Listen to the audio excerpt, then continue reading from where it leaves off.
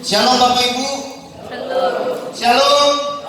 Haleluya. Siapa yang merasa diberkati oleh pujian penyembahan, lambaikan tanganmu. Haleluya. Beri kemuliaan yang terbaik untuk Tuhan. Haleluya. Lagi beri tepuk tanganmu. Yang terbaik untuk menyenangkan hati Tuhan. Iya, Bapak Ibu, sekarang jam 11:07 ya. Kurang lebih 3 jam atau 2 jam tergantung Tuhan yang menuntut hidup saya dan saudara. Kalau lebih cepat itu lebih bagus. Haleluya. Karena firman Tuhan, kalau saya khotbah tak boleh ada yang ngantuk. Baik Bapak Ibu, saudara terkasih dalam Tuhan, kita bersyukur kita sudah ada di minggu yang ketiga. Saya bersyukur saya boleh kembali melayani firman Tuhan di tempat ini. Iya. Ada jiwa baru? Ada? Lambaikan tangan. Gak ada. Semua sudah pernah? Puji Tuhan. Iya. Baik Bapak Ibu, saudara terkasih, firman Tuhan hari ini mau berbicara dalam hidup saya dan saudara.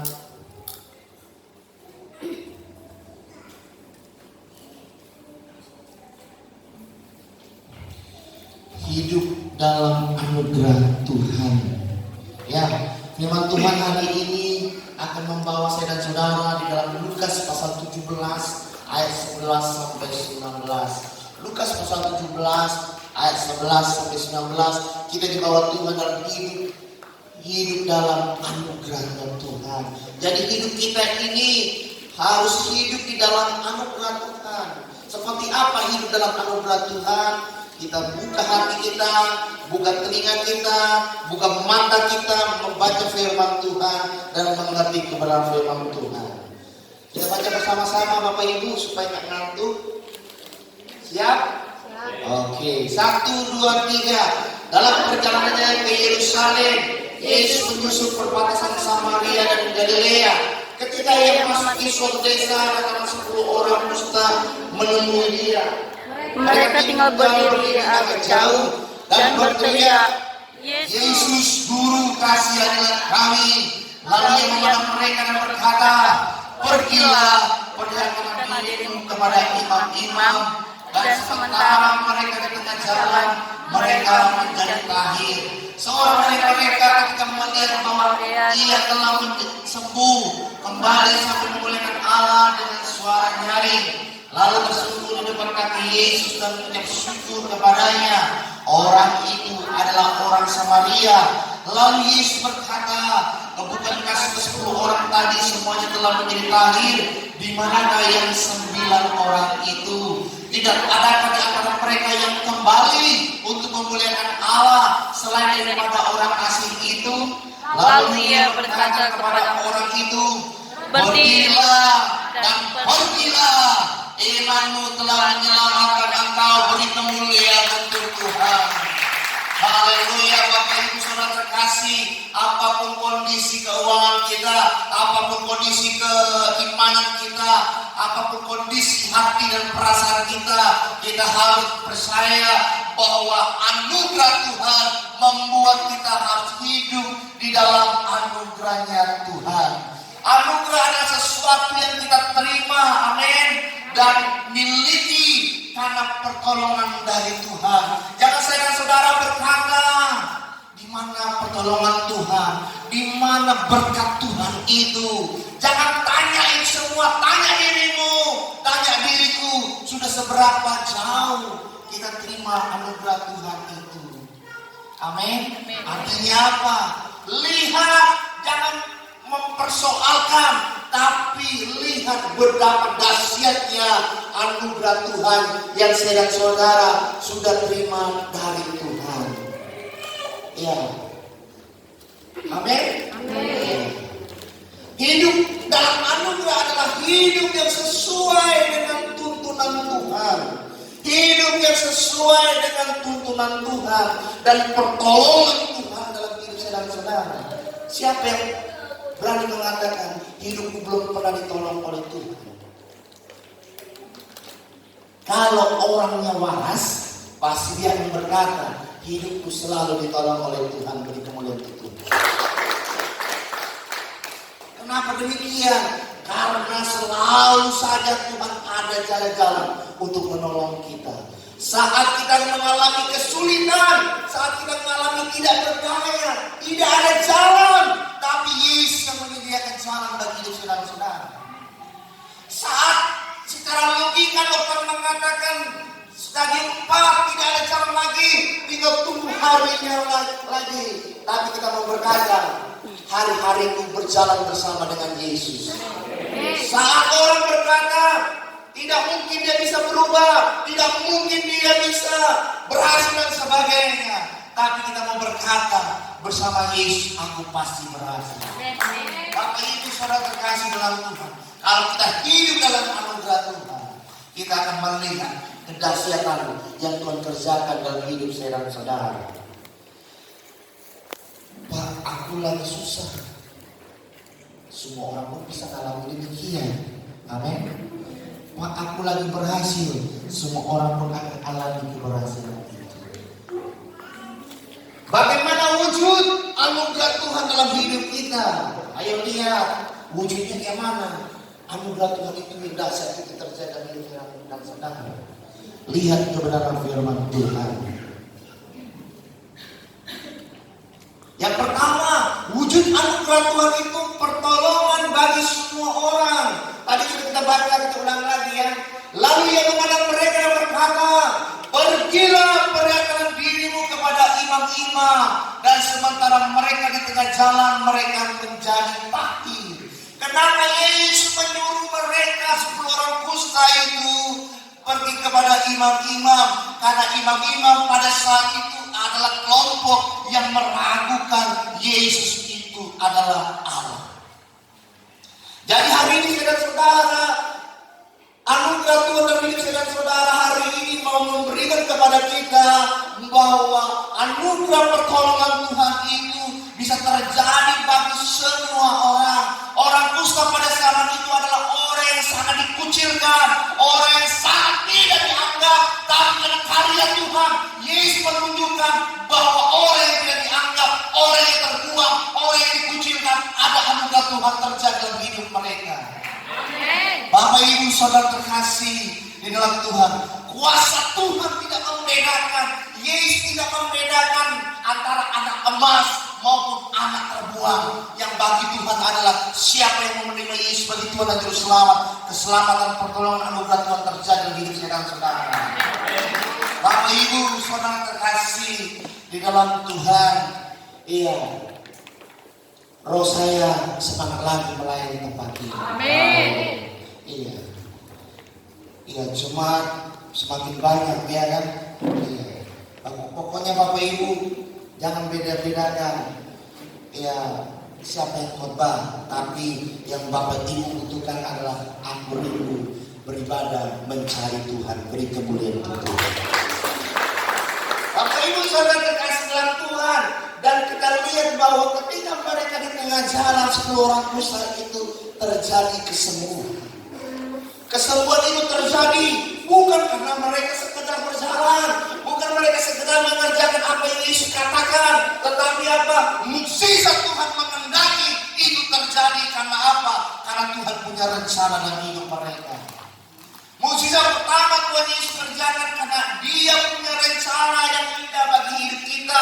Dia punya rencana yang indah bagi 10 orang kusta itu.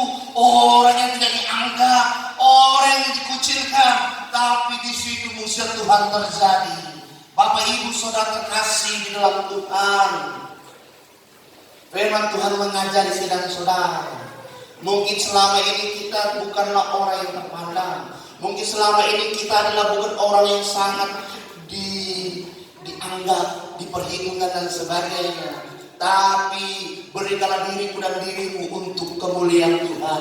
Maka orang akan melihat bagaimana dahsyat hidupmu dan hidupmu akan diangkat Tuhan lebih tinggi lagi. Manusia boleh mengagungkan, tetapi Tuhan yang mengagungkan itu yang lebih kekal, itu yang lebih dahsyat. Pengurapan kedahsyatan Tuhan yang akan terjadi. Yang dibutuhkan adalah hidupmu dan hidupmu setia untuk menyenangkan hati Tuhan. Ketika hati Tuhan sudah senang, ketika hati Tuhan tersentuh, koneksi hatimu dengan Tuhan, maka kita akan melihat bahwa Tuhan berkarya luar biasa. Jangan kita merasa rendah, jangan terlalu kita merasa tidak berdaya. Semua itu persembahan kepada Tuhan, dan lihat kuasa Tuhan itu yang terjadi. Rencana yang indah yang pertama ialah Yesus mau menunjukkan mukjizat masih ada. Amin. Kesembuhan masih ada, pertolongan Tuhan masih ada, mukjizat demi mukjizat apapun yang kita butuhkan masih ada. Kenapa? Karena kita indah, berharga di mata Tuhan. Beri kemuliaan untuk Tuhan. Karena Tuhan punya rencana, kita indah di mata Tuhan.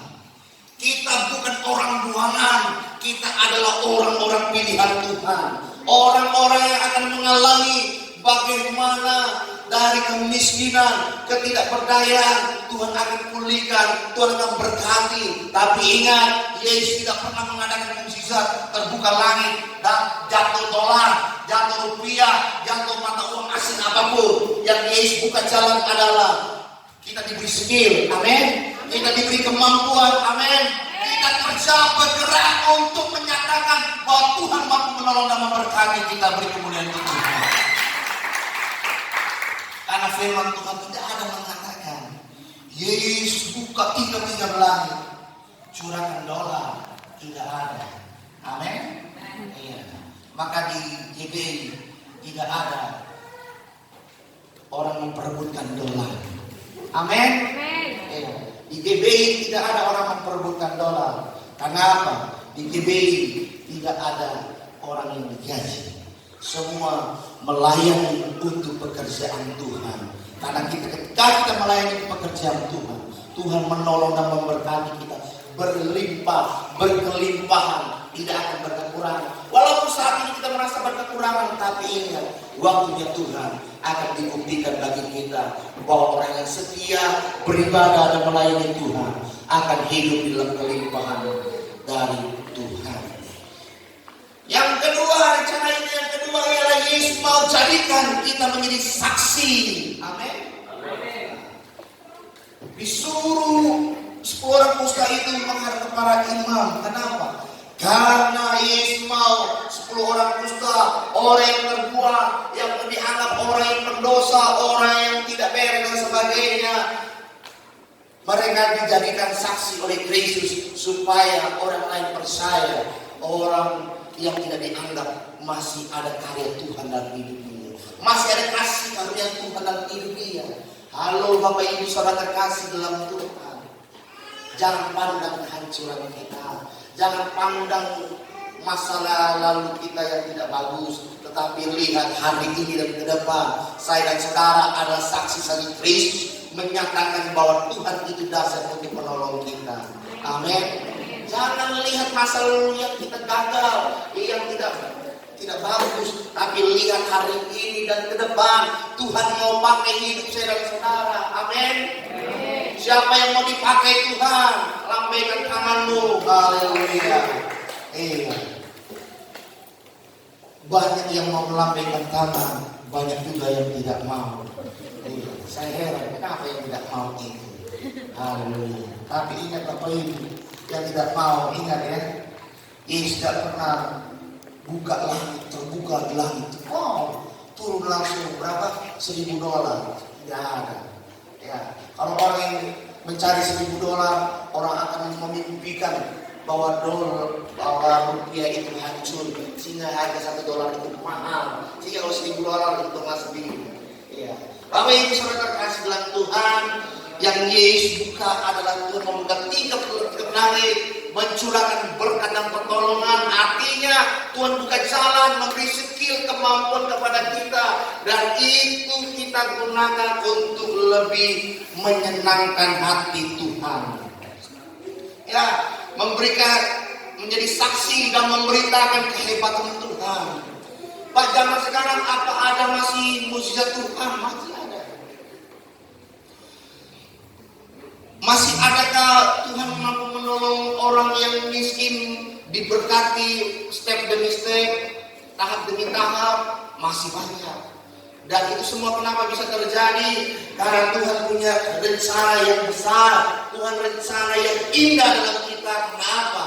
Tuhan mau memperlihatkan bahwa ketika kita ikut Tuhan, ada pertolongan Tuhan yang terjadi dalam hidup kita. Yang pertama anugerah tadi apa? Pertolongan itu terjadi bagi semua orang. Syaratnya menerima Yesus sebagai Tuhan dan Juru Selamat. Yang kedua, Bapak Ibu Saudara terkasih, di dalam Tuhan, yang kedua adalah bersyukur.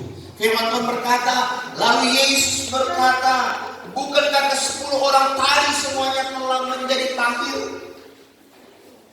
Di manakah yang 9 orang itu? Bapak Ibu Saudara terkasih, di dalam Tuhan, di dalam hidup kita, kita bisa melihat di dalam pengalaman hidup kita, ada orang yang ditolong,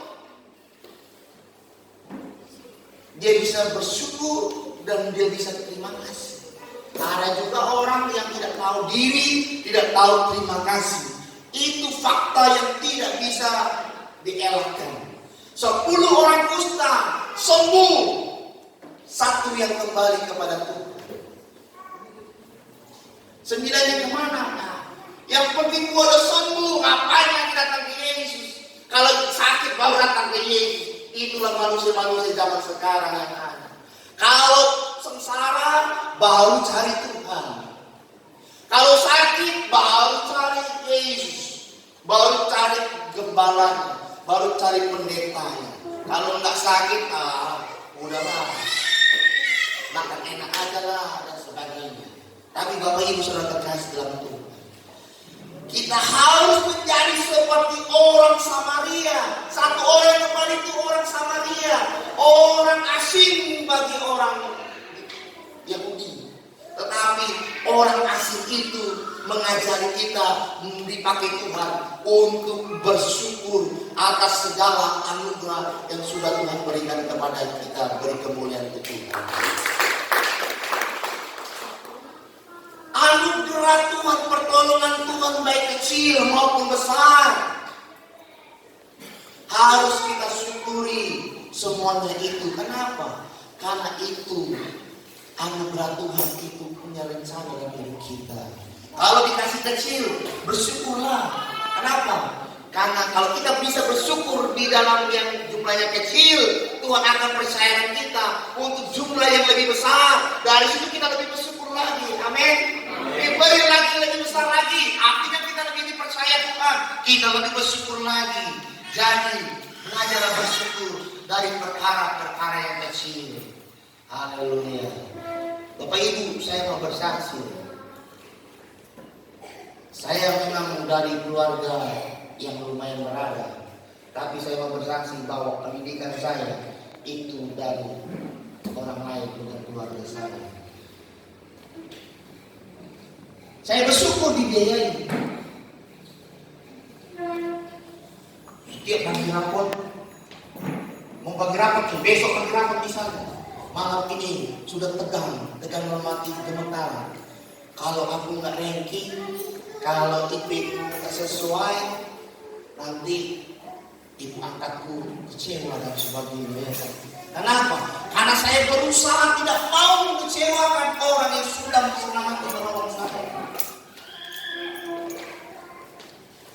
Ketika udah bagi rapot, enggak ditanya dulu. Kalau kamu ranking berapa? Enggak. Saya kabarin dia dulu, baik di telepon atau datang ke rumahnya. Kenapa? Karena itu rasa ungkapan syukur saya, berterima kasih saya, pertanggungjawaban saya karena sudah dibiayai orang, karena orang sudah menolong saya. Ya, jadi Bapak Ibu Saudara terkasih dalam Tuhan, pengalaman hidup yang demikian menuntun saya untuk selalu bersyukur. Makanya ya puji Tuhan, hidup saya walaupun dulu hancur, tidak punya apa-apa, menjadi memiliki berkat perlahan tapi pasti bersama dengan Tuhan. Amin. Jadi Bapak Ibu Saudara terkasih, nanti kalau ada yang menolongmu dari perkara kecil, bisalah kita bilang terima kasih. Amin. Amin Bapak Ibu. Amin. Iya. Kalau di kantor OB saya kasih saya minum, saya bilang apa? Terima kasih. Kenapa? Karena bersyukur sudah dibuatkan. Walaupun dia digaji, tapi jangan pandang itu semua. Tapi kita belajar bersyukur atas segala anugerah dari Tuhan. Bapak Ibu disembuhkan Tuhan dari pilek, sembuh, bilang puji Tuhan. Tuhan sudah sembuhkan saya. Amin. Jangan bilang, cuma pilek aja kok Pak sakitnya. Jangan kayak gitu. Yang Tuhan butuh adalah apapun yang terjadi, hidup selalu bisa bersyukur kepada Tuhan, beri kemuliaan ke Tuhan. Ya. Orang hidup dalam anugerah Tuhan itu tandanya ialah orang itu bisa bersyukur. Bersyukur dan bersyukur.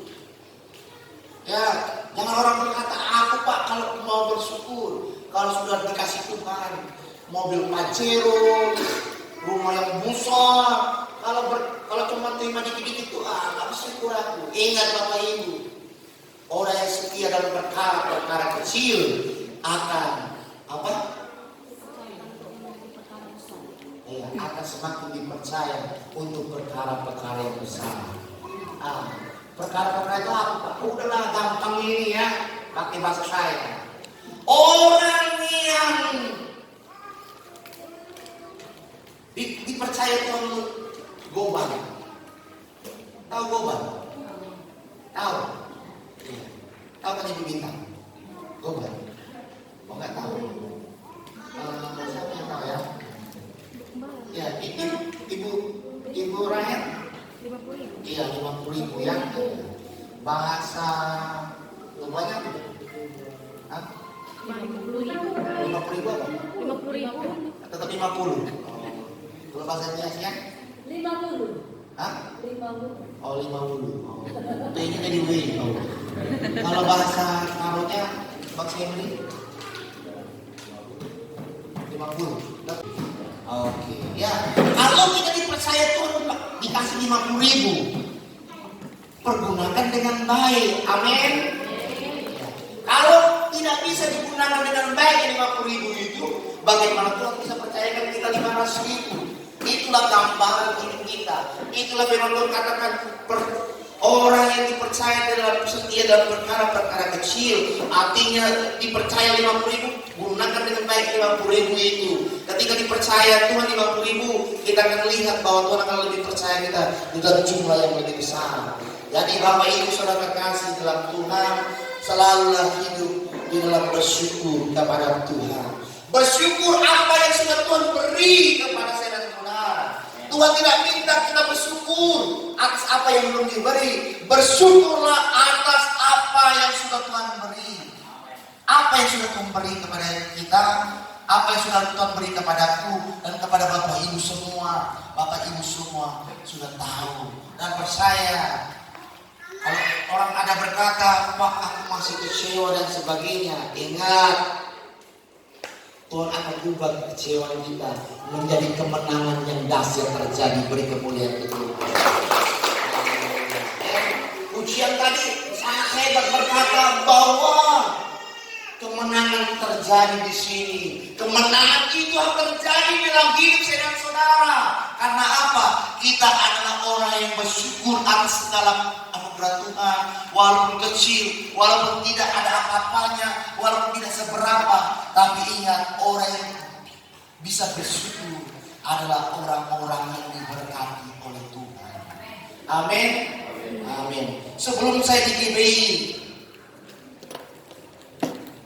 saya sering diminta khotbah tentang rasa bersyukur. Mungkin orang itu tahu, pendeta itu tahu kan, saya adalah orang yang tahu bersyukur.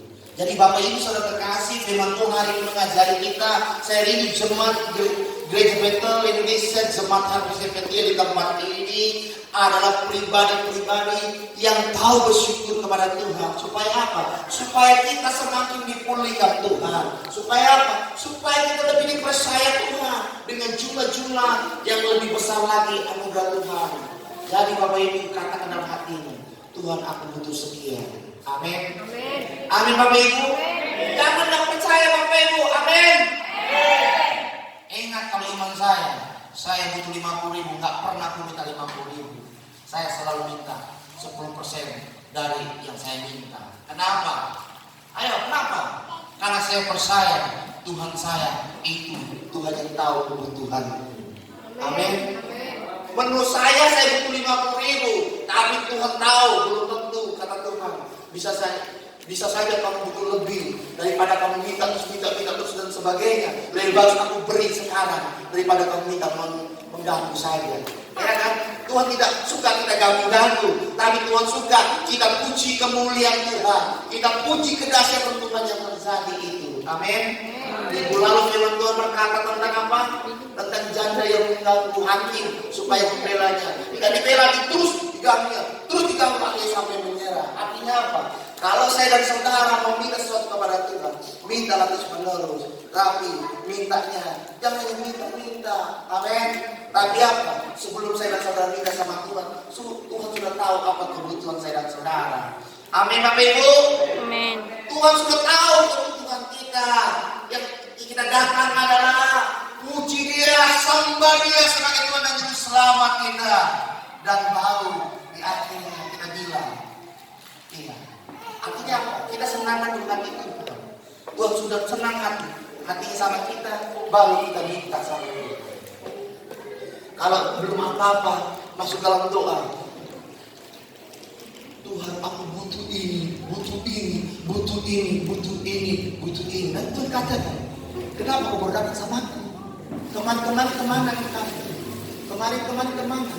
Ke mall, ke yang enak-enak dan sebagainya. Sekarang susah mencari apa? Jangan.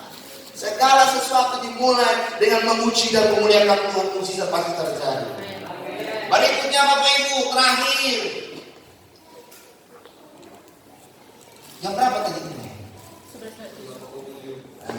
11. Oke. Udah, sebentar lagi, 30 menit lagi. Ya.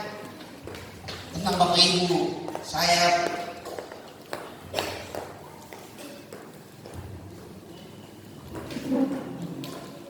pendeta yang nggak suka khotbah lama-lama. Kenapa? Terlalu banyak di khotbah itu nggak masuk di otak kita, nggak masuk di pikiran kita, yang ada ngantuk. Tapi saya khotbah pendek yang penting tepat sasaranmu. Mau ditembak hatimu, puji Tuhan. Mau ditembak mulutmu, puji Tuhan. Mau ditembak dompetmu, puji Tuhan. Amin. Mau ditembak senyummu, puji Tuhan. Artinya apa? Yang nggak bisa tersenyum harus bisa tersenyum. Amin. Yang pelit dibuat Tuhan tidak akan pelit. Yang berkekurangan akan diisi dompet-dompetmu. Kalau sudah diberi dompet-dompetmu terisi, jangan pernah pelit. Nanti Tuhan ambil lagi. Dengan cara apa? Sakit penyakit lah, masalah ini dan sebagainya. Jangan pelit untuk pekerjaan Tuhan. Percaya saja, mukjizat itu indah dalam hidupmu. Amin. Yang kata Tuhan beri sekian, saya 200.000, saya punya 200.000. Kalau beli bakpao berapa biji di Semarang itu? Ya kan Bapak Ibu? Tahu bakpao? Yang isinya daging beguai itu. Ya, kenapa Bapak Ibu nggak minta? Ini contoh, ya kan? 200.000. Ini contoh, ya kan? Kalau saya disuruh Tuhan 200.000 kasih. Ya, kalau saya anggaplah saya orang biasa, bukan Tuhan. Tuhan katakan 200.000 harus kasih. Ya saya Tuhan 200.000 beli bakpao enak itu bisa makan. Apalagi seperti saya, kalau saya siang itu kan saya nggak suka makan nasi. Makanan saya ngemil, gado-gado lah, ya pokoknya seperti itu dan makanan yang enak-enak itu, yang bukan nasi. Ya. Tapi Bapak Ibu sudah terkasih dalam Tuhan. Kalau tidak saya beri untuk yang Tuhan suruh itu, apakah uang saya tetap? Enggak juga, terpakai juga. Tapi ingat Bapak Ibu sudah terkasih. Ketika saya tidak beli, saya beri, maka ingat Tuhan perhitungkan pengorbanan saya. Ketika Bapak Ibu memberi yang terbaik sama Tuhan, Tuhan perhitungkan pengorbanan Bapak Ibu. Dan Tuhan akan beri berlipat kali ganda beri kemuliaan Tuhan. Wujud orang yang hidup dalam anugerah dari Tuhan yang ketiga adalah jadilah seperti orang Samaria yang sakit kusta yang disembuhkan oleh Yesus. Firman Tuhan berkata, tidak ada di antara mereka yang kembali untuk memuliakan Allah selain dari orang asing itu. Lihat, orang yang kembali satu orang itu adalah orang Samaria. Yesus berkata itu orang asing, orang yang sebenarnya tidak diperhitungkan untuk tahu bersyukur, untuk tahu berterima kasih, untuk tahu menjadi kesaksian memuji memuliakan Tuhan. Kenapa? Orang mereka bukan orang Yahudi, tapi ingat, orang yang tidak kita anggap, orang yang tidak kita perhitungkan, justru dia adalah orang yang mampu dipakai Tuhan untuk menolong hidup saya dan saudara. Beri kemuliaan untuk Tuhan. Bapak Ibu saudara terkasih dalam Tuhan, saya mau bersaksi. Seringkali dalam perjalanan saya, yang menolong saya di perjalanan itu satu yang pasti bukan jemaat ya kan, karena jemaat saya kan nggak ada di sekitar tempat kerja saya. Itu satu. Yang kedua, itu tidak ada orang jemaat GBI, tidak ada orang Kristen. Tapi Bapak Ibu sudah terkasih dalam Tuhan, saya mau bersaksi bahwa saya itu lebih care-nya sama jemaat yang saya layani, lebih care-nya sama orang Kristen pada umumnya. Tapi ingat Bapak Ibu sudah terkasih dalam Tuhan, justru ketika saya kesulitan di tengah jalan, bocor warna, beginilah begitulah dan sebagainya. Dulu saya itu hampir ditabrak tronton, tapi saya tidak mati dan sebagainya. Tapi Bapak Ibu saudara terkasih, yang mau berkata bahwa yang justru menolong saya adalah bukan dari kelompok orang yang pernah saya tolong. Ya, seperti orang Samaria. Itu kan tidak dianggap bagi orang Yahudi. Kenapa? Karena itu bukan orang Samaria, bukan orang Yahudi. Ya. Artinya apa Bapak Ibu? Itu adalah orang asing, orang yang tidak diperhitungkan, orang yang tidak dianggap bagi orang Yahudi. Dari zaman pengalaman hidup kita adalah orang-orang yang tidak kita perhitungkan untuk menolong kita. Tapi disitulah orang yang demikianlah yang akan sanggup menolong hidup saya dan saudara. Ya, Bapak Ibu saudara terkasih dalam Tuhan. Artinya apa Bapak Ibu saudara terkasih? Firman Tuhan ini memperlihatkan kepada kita begini. Ya, tenang Bapak Ibu, ini firman Tuhan udah mau habis ya kan? Ya, paling lama sampai lah 3 jam. Artinya Bapak Ibu saudara terkasih dalam Tuhan, kadang-kala dalam hidup ini kita mengira bahwa orang-orang yang kita pedulikan, orang-orang yang kita tolong, itu adalah orang-orang yang tahu diri, orang yang kalau kita butuh pertolongan, dia pasti cepat duluan menolong kita. Logikanya kan seperti itu, tabur tuai, ya kan? Saya baik sama si A, ketika saya ada butuh pertolongan pasti si A baik sama kita. Itu kan lumrah, feedback. Tahu feedback timbal balik yang biasa terjadi. Tapi firman Tuhan mengajari kita bahwa justru kadang-kala orang-orang yang demikian yang kita tolong itu belum tentu mau menolong kita. Tapi ingat Bapak Ibu saudara terkasih, firman Tuhan ini bukan mengajari kita bukan tidak memperdulikan orang-orang di sekitar kita, tapi kita juga harus mempersiapkan diri ketika orang-orang yang di sekitar kita, orang-orang yang seharusnya menolong dan peduli akan kita, justru mereka tidak mampu menolong kita di saat kita butuhkan. Pernah Bapak Ibu alami demikian? Justru orang lain yang bukan apa-apa kita, yang justru lebih peduli bagi kita. Jadi Bapak Ibu saudara terkasih dalam Tuhan. Ya, di sini kita belajar dari orang Samaria. Walaupun dia tidak dianggap, walaupun dia tidak diperhitungkan, tapi dia adalah pribadi yang mampu bersyukur kepada Tuhan. Jadi orang Samaria, dia tahu bersyukur kepada Tuhan. Kalau pepatah dunia berkata, jangan lupa daratan. Betul kan Pak? Iya. Jangan lupa daratan, jangan lupa siapa yang menolong kita, jangan lupa siapa yang mempedulikan kita. Yang pertama adalah Yesus Tuhan Juru Selamat kita, beri kemuliaan untuk Tuhan.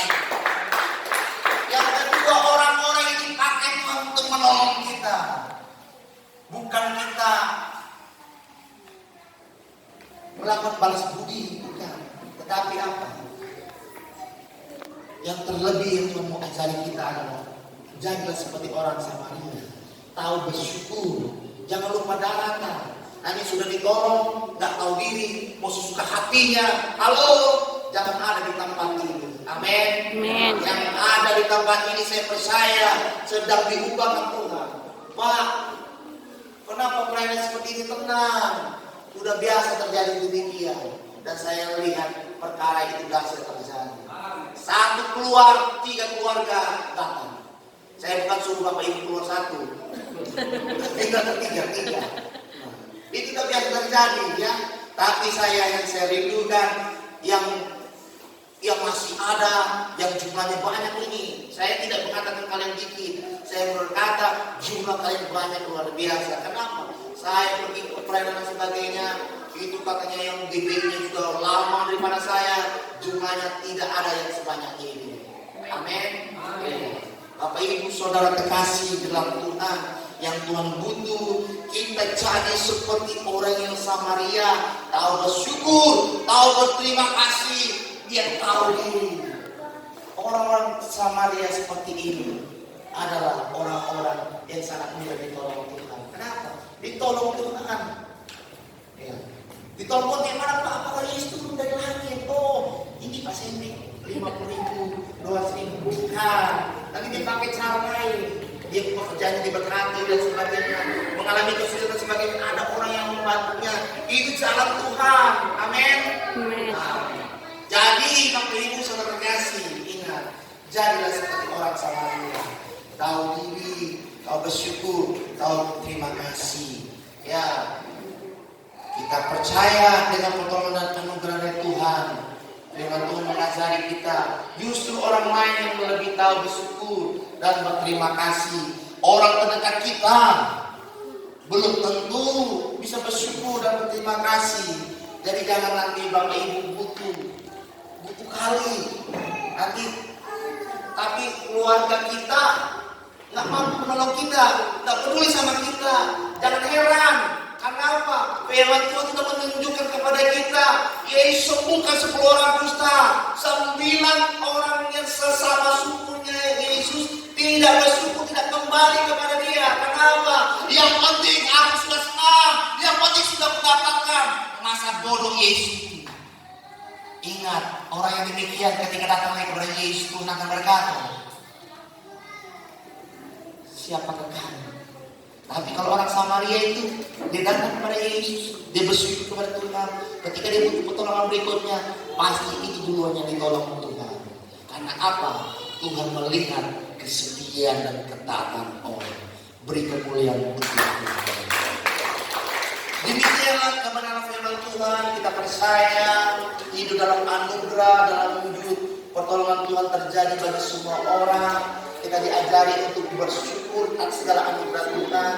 Jadi seperti orang Samaria yang tahu diri dan tahu bersyukur. Dan kita percaya hidup kita akan semakin di dalam kelimpahan bersama dengan Tuhan Yesus. Amin.